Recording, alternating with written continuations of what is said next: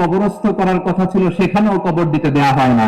আমরা আজও জানি না আমাদের আল্লামার মৃত্যু কি স্বাভাবিক হয়েছে নাকি এটা পরিকল্পিত মেডিকেল কিলিং ছিল। ইসলামিক জাগরণের স্ট্রং মাউথপিস ছিলেন আল্লামা সাঈদী রাহিমাহুল্লাহ।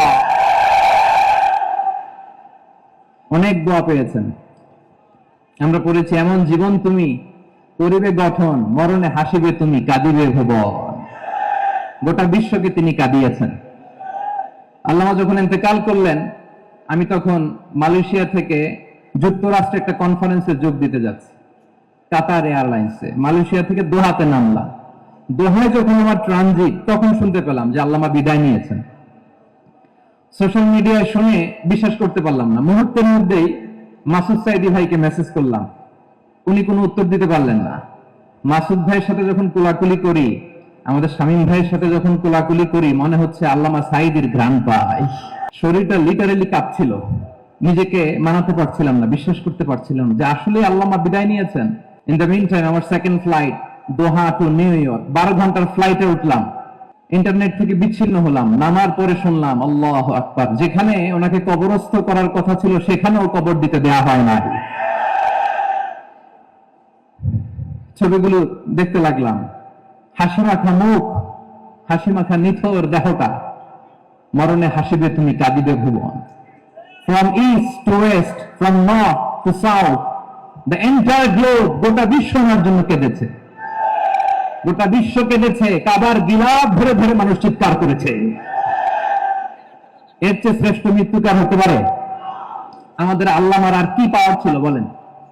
আর কি পাওয়ার ছিল? কুল্লু নাফসিন যায়িকাতুল মাউত, যারাই দুনিয়াতে আসবে তারা ইন্তেকাল করবে, এটা আমরা মেনে নেই, এটা আমরা জানি।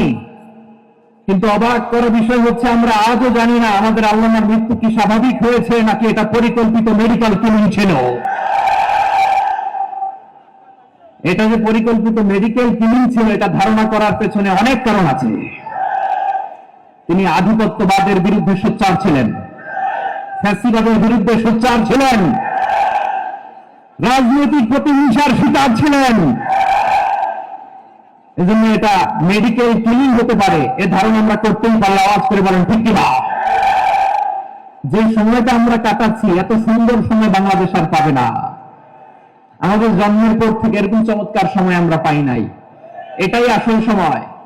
আমরা ইন্টারিম গভর্নমেন্টের কাছে দাবি জানাই, উচ্চতর তদন্ত কমিটি করে এটা কি হত্যাকাণ্ড ছিল নাকি স্বাভাবিক মৃত্যু ছিল, এই রিপোর্ট গণমানুষের কাছে প্রচার করে জানাতে হবে। এই দাবির সাথে কি সবাই আপনারা একমত? কারা কারা একমত হাত তুলে দেখান।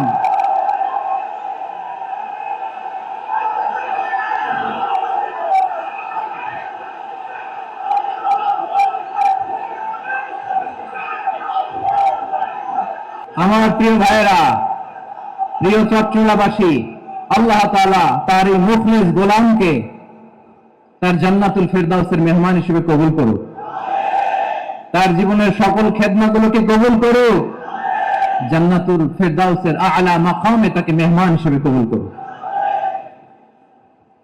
আল্লামা শহীদ দেলোয়ার হোসেন সাঈদী রাহিমাহুল্লাহ, উনি ছাড়াও এই ঐতিহাসিক ময়দানে কথা বলেছেন আল্লামা লুৎফুর রহমান রাহিমাহুল্লাহ। চলে গিয়েছেন আমাদেরকে ছেড়ে। তিনি বলতেন, ইনশাআল্লাহ মিজান আবার আসবে।